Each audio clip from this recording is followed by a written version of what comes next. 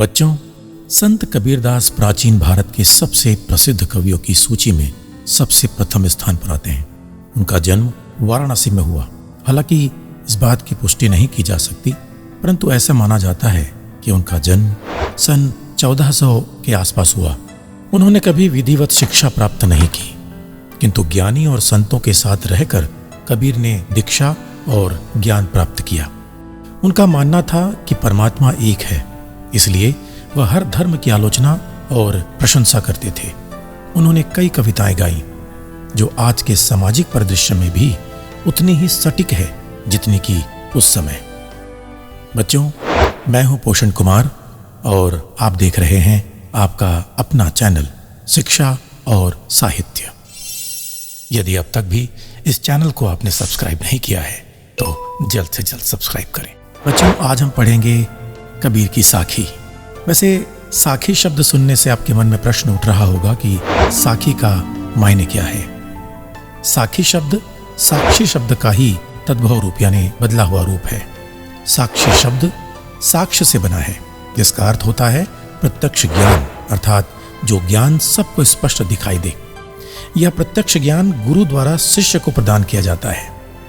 बच्चों, संत संप्रदाय में अनुभव ज्ञान का ही महत्व है, शास्त्रीय ज्ञान अर्थात वेद पुराण इत्यादि का नहीं। कबीर का अनुभव क्षेत्र बहुत अधिक फैला हुआ था, अर्थात कबीर जगह जगह घूमकर प्रत्यक्ष ज्ञान प्राप्त करते थे। इसलिए उनके द्वारा रचित साखियों में अवधी, राजस्थानी, भोजपुरी और पंजाबी भाषाओं के शब्दों का प्रभाव स्पष्ट दिखाई देता है। तो बच्चों, आइए देखते हैं साखी पाठ की व्याख्या। पहली साखी है, ऐसी बाणी बोलिए मन का आपा खोई, अपना तन शीतल करे औरन को सुख होई। बच्चों, इन पंक्तियों में कबीर ने वाणी को अत्यधिक महत्वपूर्ण बताया है। महाकवि संत कबीर जी ने अपने दोहे में कहा है कि हमें ऐसी मधुर वाणी बोलनी चाहिए जिससे हमें शीतलता का अनुभव हो और साथ ही सुनने वालों का मन भी प्रसन्न हो उठे। मधुर वाणी से समाज में प्रेम की भावना का संचार होता है, जबकि कटु वचनों से यानी कड़वे वचनों से हम एक दूसरे के विरोधी बन जाते हैं। इसलिए हमेशा मीठा और उचित ही बोलना चाहिए, जो दूसरों को तो प्रसन्न करता ही है और औरों को भी सुख की अनुभूति कराता है। आइए देखें दूसरी साखी। कस्तूरी कुंडली बसे मृग ढूंढे बनमाही, ऐसे घटी घटी राम है दुनिया देखे नहीं। बच्चों, आप में से कई लोगों ने कस्तूरी नाम सुना होगा। कस्तूरी एक तरह का पदार्थ होता है जो नर हिरण की नाभि में पाया जाता है। इसमें एक प्रकार की विशेष खुशबू होती है। इसे इंग्लिश में डीर मस्क भी कहते हैं। इसका इस्तेमाल परफ्यूम तथा दवाइयां बनाने के लिए होता है। यह बहुत ही महंगा होता है। आइए देखते हैं इस साखी का भावार्थ। बच्चों, जिस प्रकार हिरण की नाभि में कस्तूरी रहती है, परंतु हिरण इस बात से अनजान उसकी खुशबू के कारण उसे पूरे जंगल में इधर उधर ढूंढता रहता है, ठीक उसी प्रकार ईश्वर को प्राप्त करने के लिए हम उन्हें मंदिर, मस्जिद, पूजा पाठ में ढूंढते हैं, जबकि ईश्वर तो स्वयं कण कण में बसे हुए हैं। उन्हें कहीं ढूंढने की जरूरत नहीं है, बस जरूरत है तो खुद को पहचानने की। आइए देखें अगली साखी। जब मैं था तब हरि नहीं, अब हरि है मैं नाही, सब अंधियारा मिटी गया जब दीपक देखा माही। कबीर की साखी की इन पंक्तियों में कबीर जी कह रहे हैं कि जब तक मनुष्य में अहंकार है अर्थात मैं रहता है, तब तक वह ईश्वर की भक्ति में लीन नहीं हो सकता। और एक बार जो मनुष्य ईश्वर भक्ति में पूर्ण रूप से लीन हो जाता है, उस मनुष्य के अंदर कोई अहंकार शेष नहीं रहता। वह खुद को नगण्य समझता है। जिस प्रकार दीपक के जलते ही पूरा अंधकार मिट जाता है और चारों तरफ प्रकाश फैल जाता है, ठीक उसी प्रकार भक्ति मार्ग पर चलने से ही मनुष्य के अंदर व्याप्त अहंकार मिट जाता है। आइए देखते हैं अगली पंक्ति। सुखिया सब संसार है, खाए और सोवे, दुखिया दास कबीर है, जागे अरुरु भय। बच्चों, इन पंक्तियों में कबीर ने समाज के ऊपर व्यंग्य किया है। बच्चों, कबीरदास जी कहते हैं कि पूरा संसार विषय वासनाओं और मस्ती में लगा हुआ है। संसार के लोग स्वयं को सुखी मानते हैं। वे केवल खाते हैं, सोते हैं और चिंता रहित हैं। कबीरदास जी अज्ञान रूपी अंधकार में सोए हुए मनुष्यों को देखकर दुखी हैं और रो रहे हैं। कबीर कहते हैं कि संसार के लोग अज्ञान रूपी अंधकार में डूबे हुए हैं, अपनी वास्तविकता से अनजान सोए हुए हैं। ये सब देखकर कबीर दुखी हैं और वे रो रहे हैं।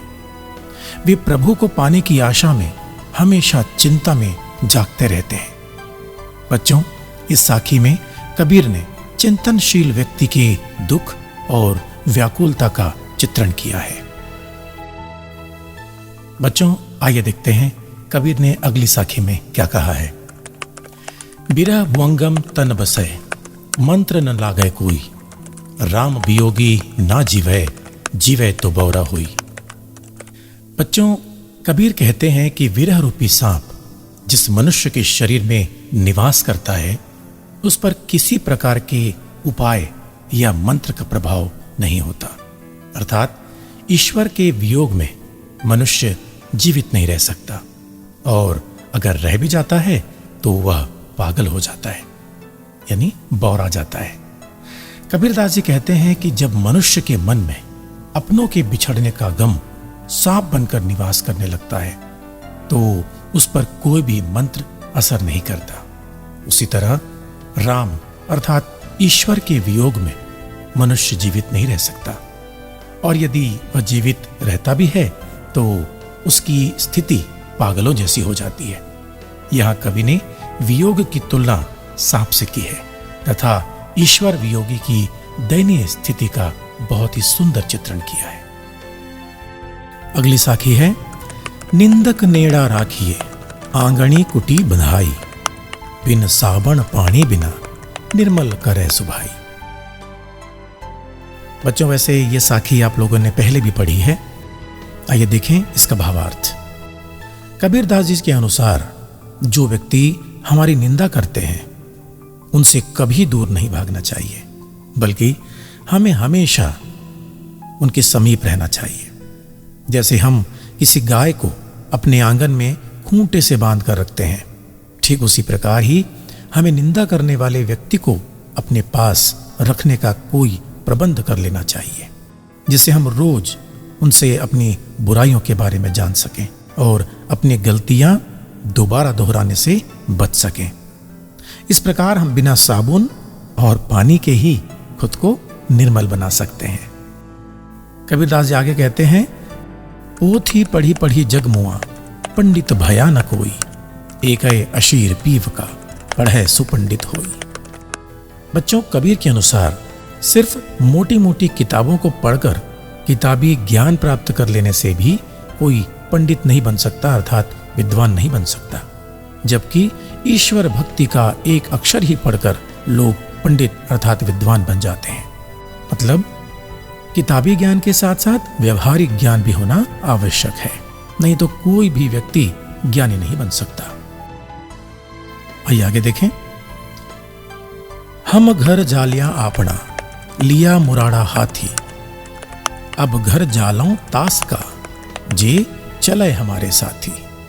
बच्चों, सच्चा ज्ञान प्राप्त करने के लिए हमें अपनी मोह माया का त्याग करना होगा, तभी हम सच्चे ज्ञान की प्राप्ति कर सकते हैं। कबीर के अनुसार उन्होंने खुद ही अपने मोह माया रूपी घर को ज्ञान रूपी मशाल से जलाया है।